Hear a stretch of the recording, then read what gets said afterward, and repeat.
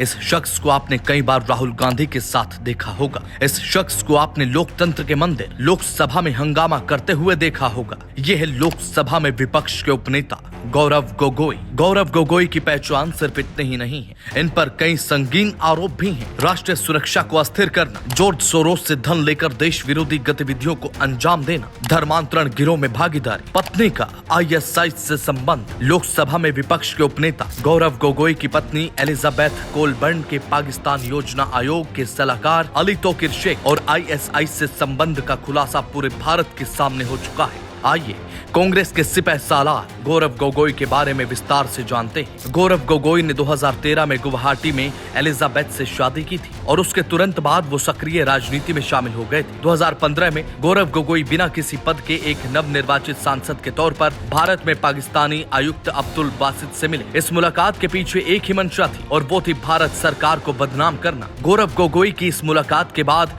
उनके स्टार्टअप ने द हिंदू में एक लेख प्रकाशित किया जिसमें सीमा सुरक्षा बल की तरफ से अवैध बांग्लादेशी प्रवासियों से निपटने की आलोचना की गई थी। इतना ही नहीं, गोगोई ने बड़े ही सुनियोजित तरीके से संसद में संवेदनशील रक्षा मामलों के बारे में सवाल पूछने जारी रखे। दिलचस्प बात तो ये है कि ये घटनाक्रम एक पेशेवर पृष्ठभूमि वाली ब्रिटिश नागरिक एलिजाबेथ कोलबर्न, जो कि ISI के लिए भी काम कर चुकी हो, उनके साथ उनकी शादी के तुरंत बाद होने लगे। उससे भी बड़ा सवाल तो ये उठता है कि कांग्रेसी सांसद गौरव गोगोई भी ISI के इशारे पर काम करने लग गए। देश को अस्थिर करने के लिए जॉर्ज सोरोस से पैसा लेने लग गए। क्या कांग्रेस, राहुल गांधी और गौरव गोगोई इस देश विरोधी हरकत पर सफाई देंगे? क्या कांग्रेस इस हरकत के लिए देश से माफी मांगेगी?